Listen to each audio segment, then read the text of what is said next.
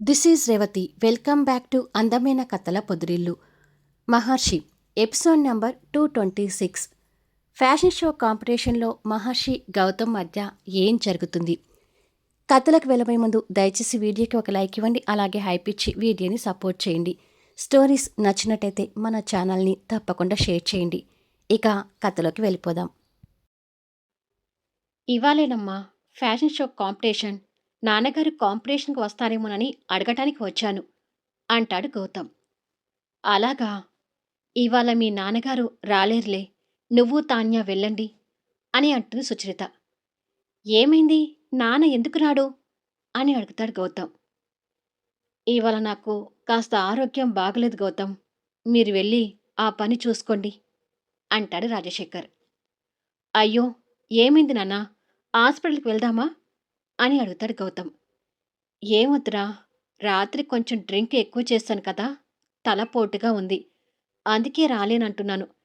హాస్పిటల్కి పోయేంత సీరియస్ ఏమీ కాదు అని అంటాడు.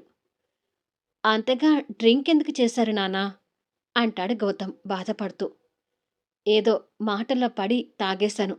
ఇంతకీ కాంపిటీషన్కి మహర్షి కూడా పార్టిసిపేట్ చేస్తున్నాడు కదా అని అడుగుతాడు. చేస్తున్నాడు నాన్నా అని అంటాడు గౌతమ్. మహర్షి మీద నువ్వు గెలవాలి గౌతమ్ అంటూ రాజశేఖర్ కాస్త సీరియస్గా చెప్తాడు. ఆ మాటలకి ఆశ్చర్యపోతూ, నానా, నేను డిజైన్స్ తీసుకుంది అవంతి దగ్గర, ఖచ్చితంగా గెలవాలి అన్నట్టుగా అనుకోకండి. ఈ కాంపిటీషన్ మేము ఈసారి పోటీగా కాకుండా ఫ్రెండ్లీగా తీసుకుంటున్నాము అంటాడు గౌతమ్.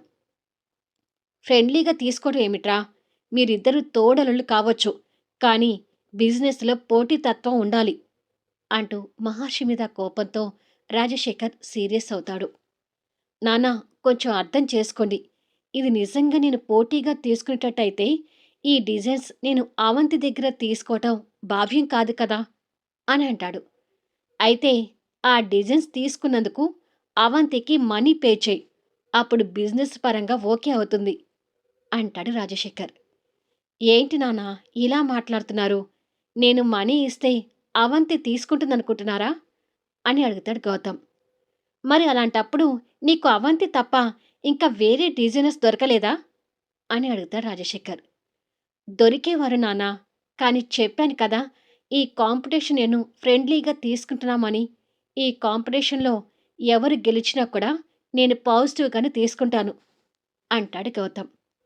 మరి అలాంటప్పుడు కాంపిటీషన్లో పార్టిసిపేట్ చేయడం ఎందుకురా అంటాడు రాజశేఖర్ గారు.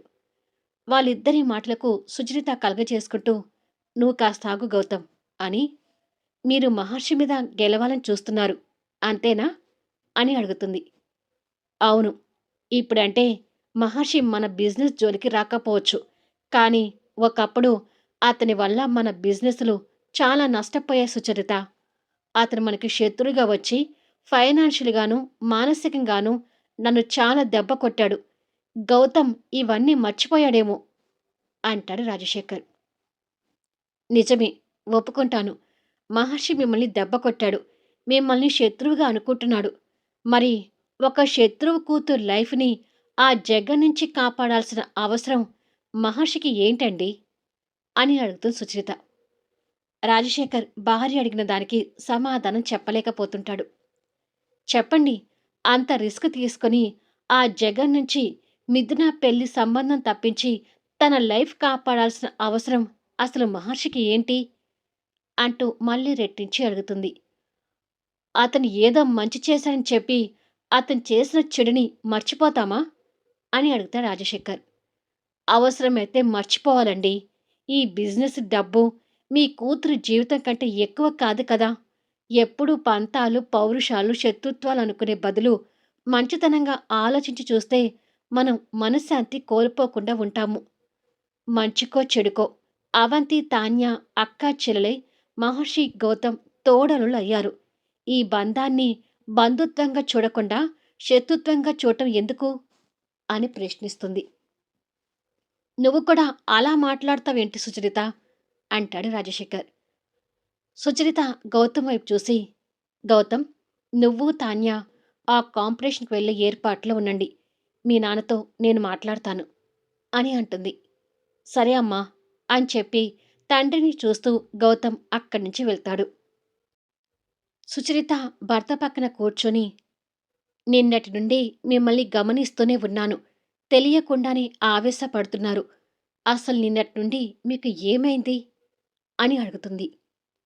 సుచరిత అలా అడగగానే జీవనాన్ని మొదటిసారి చూసిన క్షణం కళ్ళల్లో మెదులుతుంటుంది. మీరేదో బాగా కన్‌ఫ్యూజన్‌లో ఉన్నట్టుగా అనిపిస్తుందండి. కొన్నాళ్ళు ఈ బిజినెస్ విషయాలు మానేసి ప్రశాంతంగా ఉండండి. బిజినెస్‌లో మహర్షికి మీకు శత్రుత్వం అనేది మీతోనే పోనివ్వండి. మహర్షి, గౌతమ్‌ని ఫ్రెండ్లీగానే ఉండనివ్వండి. వాళ్ళ విషయాల్లో మీరు అడ్డు చెప్పి మనశ్శాంతి లేకుండా చేసుకోకండి అని చెప్పి సుచరిత అక్కడి నుంచి వెళ్ళిపోతుంది. రాజశేఖర్ ఆలోచిస్తూ, నిజమే. న్యాయంగా చెప్పాలంటే నా కోపం జీవన మీద కానీ, జీవనాకి పుట్టిన మహర్షి మీద కాదు. మహర్షి నా బిజినెస్‌ని దెబ్బతీసి ఉండొచ్చు. కానీ నా కూతురు జీవితాన్ని కాపాడి అంతకంటే ఎక్కువ మేలు చేశాడు కదా! అసలు సుచరిత అన్నట్టు నా కూతురు జీవితాన్ని కాపాడాల్సిన అవసరం మహర్షికి ఏంటి? అని సమాధానం దొరకని ప్రశ్న వేసుకొని ఆలోచనలో ఉంటాడు. ఫ్యాషన్ షో కాంపిటీషన్ దగ్గర మహర్షి, అవంతి వెయిట్ చేస్తూ ఉండగా గౌతమ్, తాన్య అక్కడికొస్తారు. మహర్షి, అవంతితో పాటే వెంకట్, మిథున, బెనర్జీ గారు, ప్రమోద్, వర్ష కూడా అక్కడే ఉంటారు. మీ నాన్న రాలేదా గౌతమ్ అని అడుగుతాడు బెనర్జీ గారు. లేదు, రాత్రి నాన్నకి డ్రింక్ ఎక్కువైంది కదా, ఆ ప్రభావంతో ఇంకా బెడ్ మీద నుంచి లేవలేదు అంటాడు గౌతమ్. అలాగా అని స్నేహితుడి గురించి కాస్త బాధపడుతుంటాడు బెనర్జీ. అంతగా డ్రింక్ ఎందుకు చేశారు అని అడుగుతుంది అవంతి. సమాధానం కోసం మహర్షి కూడా చూస్తున్నాడు. నిన్న స్నేహితులిద్దరూ కలిశారు అవంతి. మాటల్లో నాన్న కొంచెం ఎక్కువ డ్రింక్ చేశాడు అని చెప్తాడు గౌతమ్. వాళ్ళిద్దరూ కలిశారు అనగానే వాళ్ళ మధ్య జీవన డిస్కషన్ వస్తుంది అని మహర్షి ఎక్స్‌పెక్ట్ చేసి మౌనంగా ఉంటాడు. సరే, మీరు వెళ్ళి మీ మోడల్స్‌ని చూసుకోండి. ఆల్రెడీ మేము మా మోడల్‌ని రెడీగా పెట్టుకున్నాము అంటుంది అవంతి. అలాగే, రా డెవిల్ అని చెప్పి గౌతమ్, తాన్య అక్కడి నుండి వెళ్ళిపోతారు. ప్రతిసారి కాంపిటీషన్‌కి మీ ఇద్దరి మధ్య పోటీతత్వం సాగుతుండేది. కానీ ఈసారి మాత్రం కొత్తగా అనిపిస్తుంది.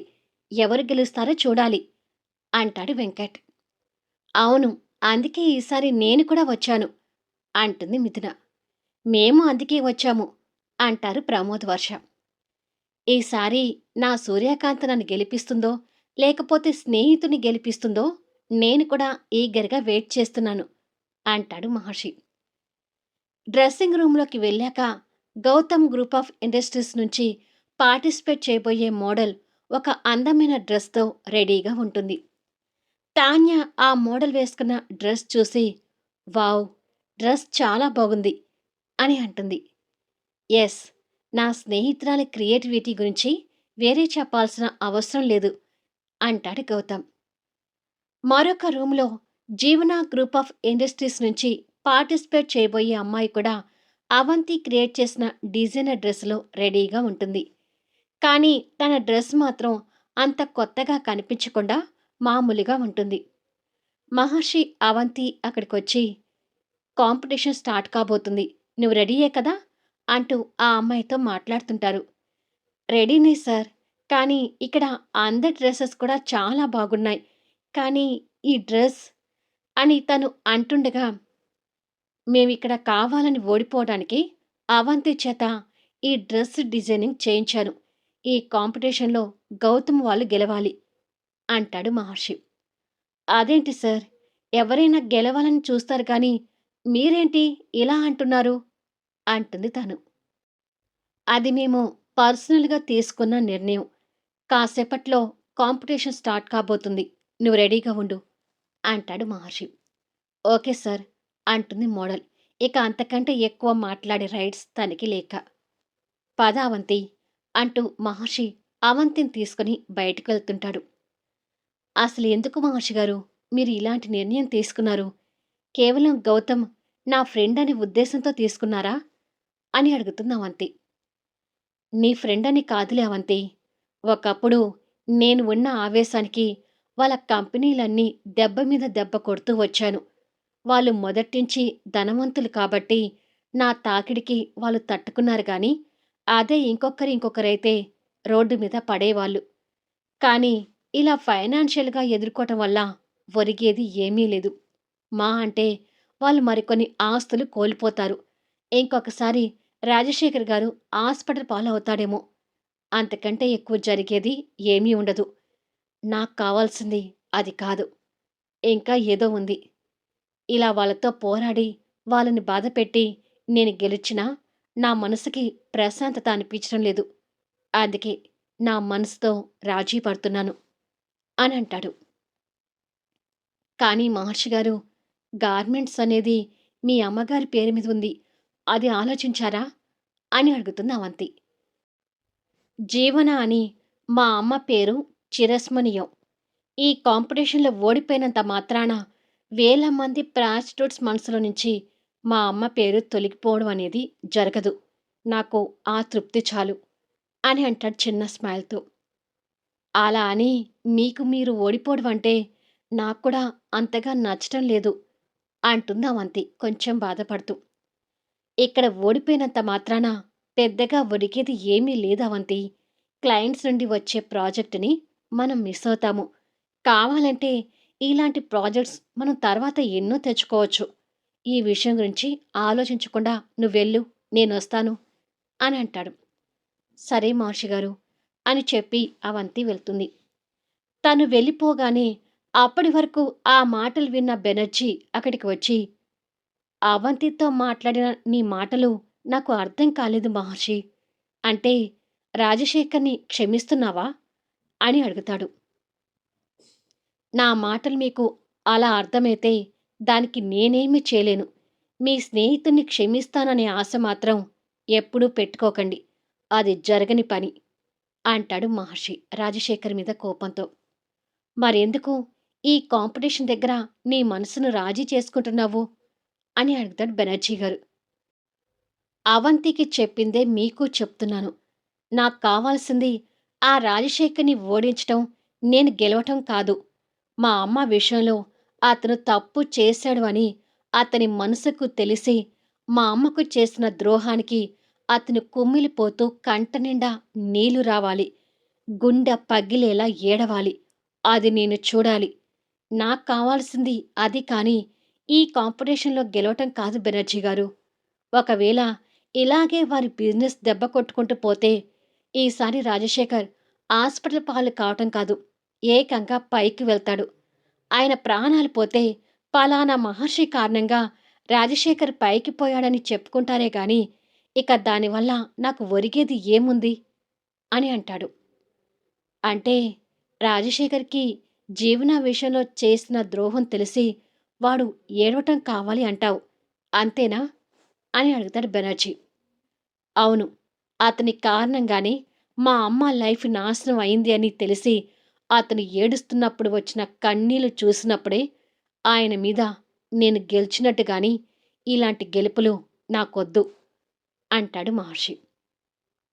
మరి రాజశేఖర్‌కి వాడు చేసిన తప్పు తెలియాలంటే, నువ్వాయన కొడుకువని విషయం తెలిస్తే మంచిదేమో మహర్షి అని అంటాడు. నేనాయన కొడుకునని తెలిసినంత మాత్రాన మా అమ్మ నిజాయితీ మంత్రాలని మీ స్నేహితుడు నమ్ముతాడని అనుకుంటున్నారా? అని ప్రశ్నిస్తాడు. నమ్ముతాడని నేను కూడా చెప్పలేను. బట్ ఇప్పటికైనా నీ గురించి వాడికి తెలిస్తే మంచిదేమోనని నా అభిప్రాయం అని అంటాడు. నేనాయన కొడుకునని తెలిసినంత మాత్రాన రాజశేఖర్ మనసులో ఎలాంటి మార్పు వస్తుంది అనేది అలా ఉంచితే, వాళ్ళ కుటుంబంలో మాత్రం అందరూ డిస్టర్బ్ అవుతారు. నా పంతం ఒక రాజశేఖర్ మీదే కానీ, గౌతమ్, సుచరిత గారి మీద కాదు కదా! అందుకే ఈ విషయం ఎప్పటికీ తెలియకూడదు అని అంటాడు. ఇలా మాట్లాడుతుండగానే కాంపిటీషన్ స్టార్ట్ కాబోతుంది అంటూ మైక్‌లో వినిపిస్తుంటే, పదండి వెళ్దాం అంటాడు మహర్షి. బెనర్జీ గారికి ఏదో ఫోన్ కాల్ వస్తుంటే, నువ్వెళ్ళు మహర్షి, నేను కాల్ మాట్లాడొస్తాను అని అంటాడు. ఓకే అని చెప్పి మహర్షి అక్కడి నుంచి వెళ్ళిపోతాడు. అవంతి దగ్గర మిథున, వెంకట్, ప్రమోద్, వర్ష మాట్లాడుతూ ఉంటే మహర్షి వాళ్ళ దగ్గరికి వెళ్ళి జాయిన్ అవుతాడు. గౌతమ్ వాళ్ళు ఎక్కడా అని మహర్షి అంటుండగా, ఇక్కడ అంటూ గౌతమ్, తాన్య అక్కడికొస్తారు. మీ మోడల్ రెడీ కదా అని అడుగుతుంది అవంతి. రెడీనే అవంతి, తన దగ్గరించే వస్తున్నాము అంటాడు గౌతమ్. స్టేజీ మీద యాంకర్ కంపెనీ వైజ్గా నేమ్స్ పిలుస్తుంటే ర్యాంప్ షో మీదకి మోడల్స్ ఒక్కొక్కరిగా వచ్చి వాళ్ళ కంపెనీ డిజైన్స్ ఇంట్రడ్యూస్ చేస్తుంటారు. అక్కడ ఉన్న క్లయింట్ జడ్జెస్ వాటికి మార్క్స్ వేస్తూ కనిపిస్తుంటారు. అలా పలు కంపెనీలు మోడల్స్ వచ్చి వాళ్ళ పర్ఫార్మెన్స్ ఇచ్చుకుంటూ వెళ్తుంటారు.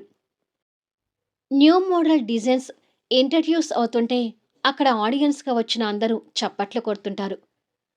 ఇలా కాసేపటికి జీవన గార్మెంట్స్ అని వినిపిస్తుంది. మహర్షి, అవంతి వాళ్ళ మోడల్ కోసం వెయిట్ చేస్తూ ఉండగా గౌతమ్ కంపెనీకి పార్టిసిపేట్ చేయబోయే మోడల్ జీవన గార్మెంట్స్కి పార్టిసిపేట్ చేస్తూ ర్యాంప్ షో మీదకి వస్తుంది. అది చూసి మహర్షి, అవంతి ఆశ్చర్యంలో ఉంటారు. ఆ మోడల్ ర్యాంప్ షో మీద వాక్ చేస్తూ డిజైన్ పరిచయం చేస్తుంటే మహర్షి, అవంతి అయోమయంగా చూసుకొని ఇదేంటి, మన మోడల్ తను కాదు కదా అని అనుకుంటారు. మళ్ళీ నెక్స్ట్ వీడియోలో కలుద్దాం. ఇదంతా ఎలా జరిగింది? మోడల్ అసలు ఎలా మారిపోయింది? చివరికి ఎవరు గెలుస్తారు? అద్భుతమైన కథనాలతో ఆసక్తికరంగా సాగే కథా వీడియోస్ని మిస్ కాకుండా చూడండి. కథ నచ్చితే లైక్ చేయండి, హైప్ ఇవ్వండి, మీ అమూల్యమైన అభిప్రాయాలను తెలియచేయండి. Thank you for listening.